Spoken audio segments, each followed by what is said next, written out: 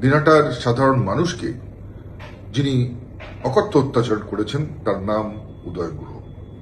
আর সেই বাঘ আজকে বেড়াল হয়ে খাঁচাবন্দি। আমি বলবো যে পৃথিবীটা গোল, আর ঘড়ির কাঁটাও কিন্তু গোল গোল ঘুরতে থাকে।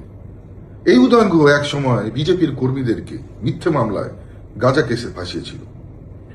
বহু সাধারণ পরিবারের যারা মহিলা, অর্থাৎ যাদেরকে ফাঁসানো হয়েছিল তাদের স্ত্রীদের রাতের পর রাত তারা কেঁদে বালিশ ভাসিয়েছে।